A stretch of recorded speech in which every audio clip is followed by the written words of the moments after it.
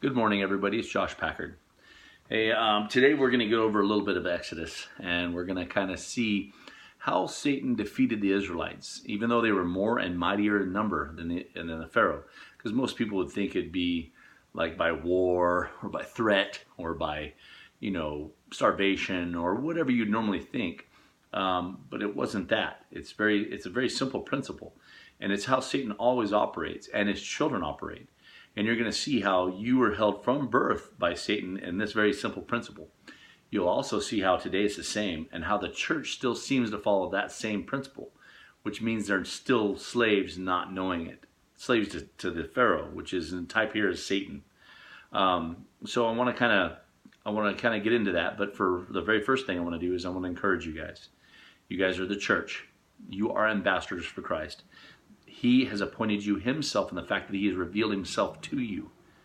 Okay, don't think a piece of paper makes a squat of difference. I mean, you can just use that for toilet paper. I don't care about seminary. It means nothing. And they don't know shit, most of them. They know what they've been told and what they've been taught, but there's no original revelation with them. They're still just regurgitating information from a system that's already dead. So, if God shows you something, and you believe in the scriptures that God is showing you something, then obey that over what people say.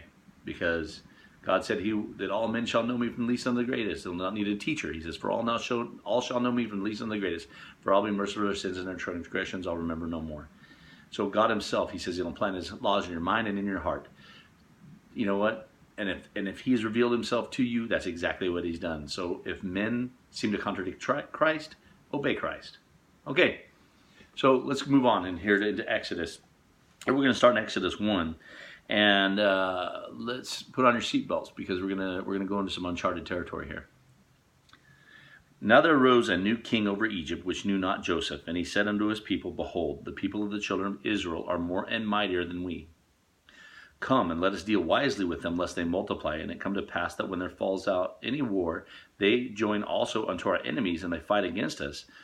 So get them up out of the land. Okay, so Israelites were more and mightier. There's more power. They had more people that were more powerful. They could have overthrown Pharaoh.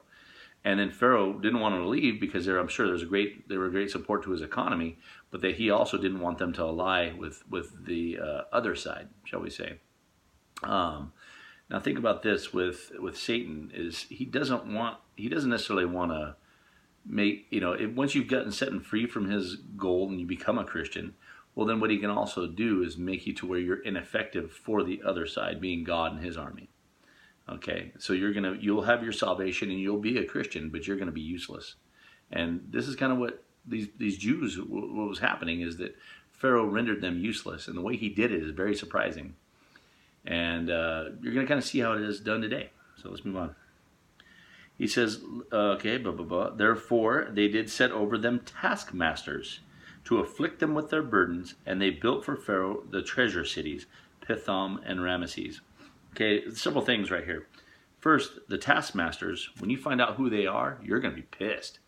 Because you're going to go, oh my God. And then you're going to see that today, this is why you can't really trust the clergy 100%.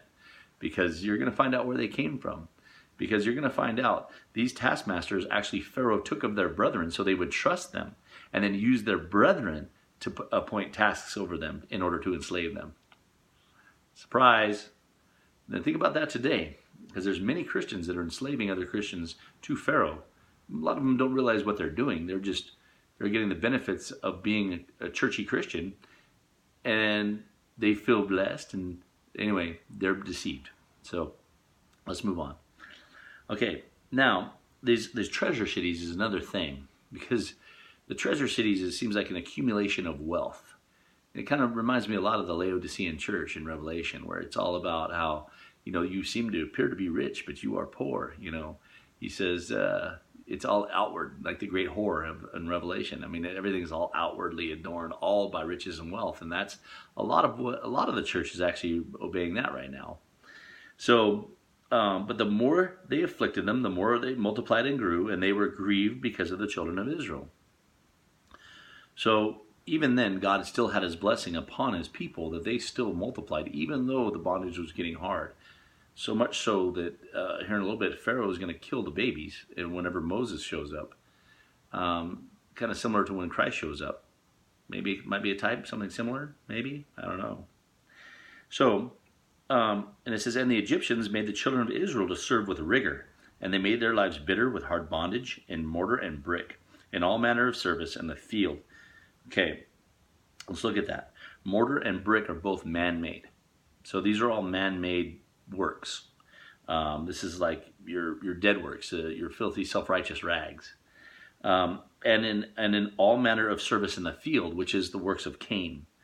It's all self-righteousness.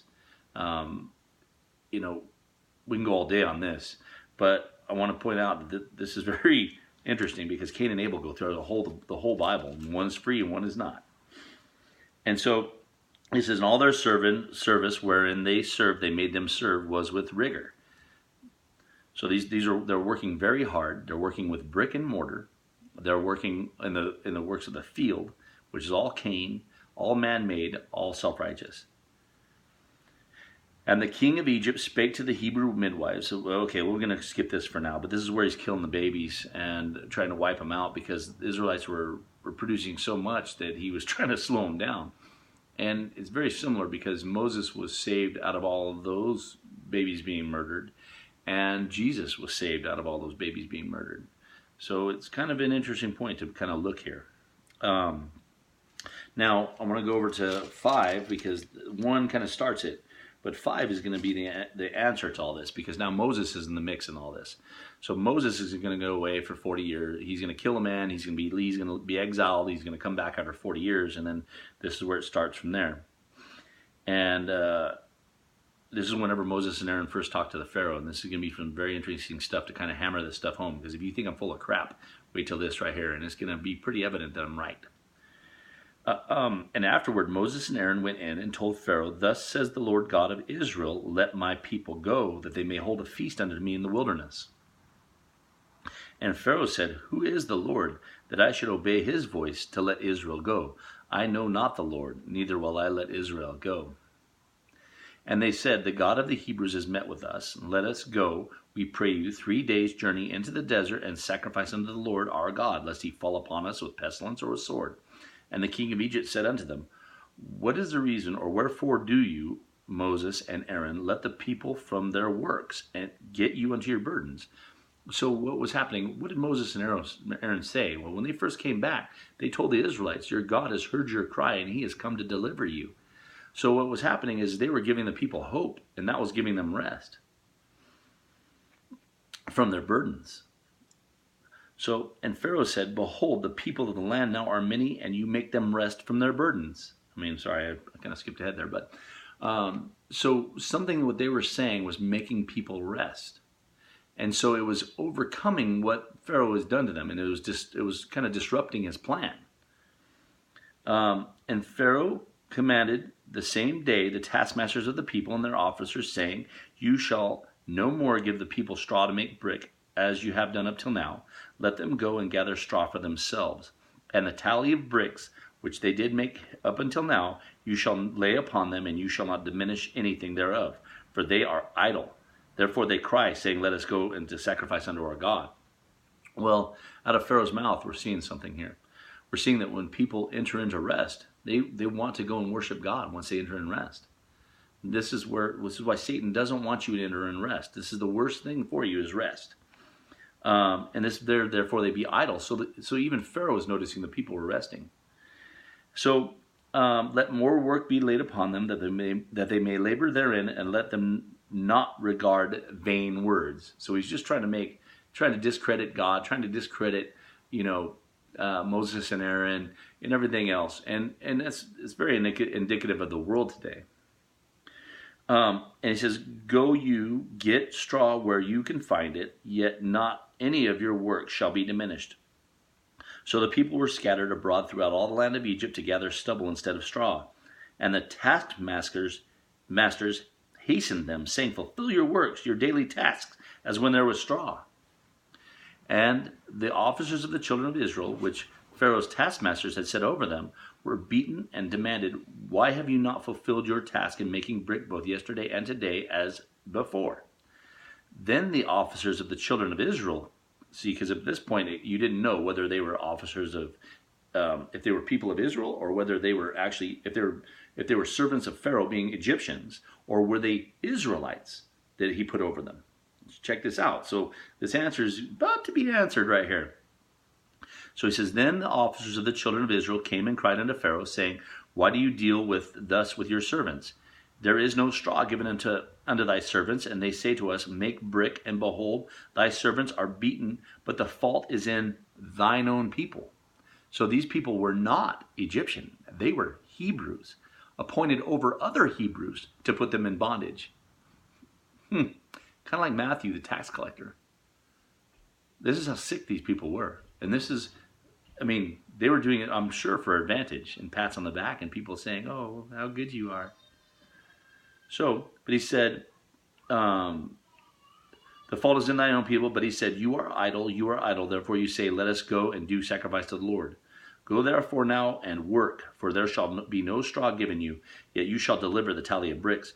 And the officers of the children did see that they were in an evil case, and after it was said, you shall not diminish all of your bricks of your daily task. And then they met Moses and Aaron, who stood in the way, and they came forth from Pharaoh, and they said, the Lord look upon you and judge, because you have made our savor to be abhorred in the eyes of Pharaoh and the eyes of his servants, to put a sword in the hand to slay us. Okay, so this is very interesting. So let's look at, okay, Satan's answer to do anything is to put burdens upon you, to get you concentrating on your works and on your efforts, so that you can't rest, so that you don't fellowship with God. Okay, what he does is he takes the people that you trust and appoints them over you, and they're the ones directing you to do the burdens. Okay, so that you can't fellowship with God. This is the way. These people were Jews, Hebrews, that were putting the tasks on their own people for advantage. Does that sound very familiar? I mean, it was much like the Pharisees of old, of the time of Jesus. And then now, I mean, you seeing any Pharisees around you? Okay, they're everywhere, and they're running the church right now. So I want to show you how I came to see this. Okay, I was all burdened in my whole life. I was just completely, I was never good enough. I was always working hard. I was always trying to achieve some sort of imagined goal. I didn't know where I was trying to go, but I knew I wasn't good enough, and I was deep, deep, deep in it. And when I met the Lord, and he showed me he loved me, he showed me he saw everything I was hiding, everything that was, all the works I had created in order to make myself righteousness. And he saw all the way through it, and he saw all my secrets, and he let me know he saw it. And then I only heard him say, after all he saw everything, he said, I love you. In 1 second, I was his. I was just like Paul on the road to Damascus. I went, who are you, Lord? Because it set me free that very second. Okay, then I came into the church system. Right?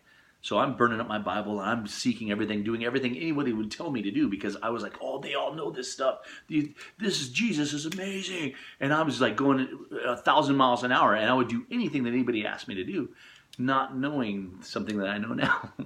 So they would tell me, the more they said, okay, well, now you got to quit cussing, you got to quit burping, you got to come to church every Sunday, Wednesday, Friday, blah, blah, blah, blah, blah. Then you started doing all these things, leading outreaches, doing all these things, trying to, had to fight, not masturbating and all these different things, you're working constantly trying to be right. And anyway, all of a sudden I felt myself feeling that same emptiness and that same burning out. And someone told me along the way, they said, don't worry. If that fire you feel goes out, it's normal. It happens to all of us.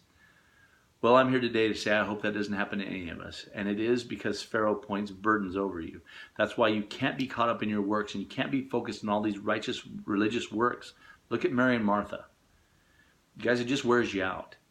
Well, now that you see how Satan captivates you and puts you in bondage, and he does it to you, look around for you and look around you and see if it's happening.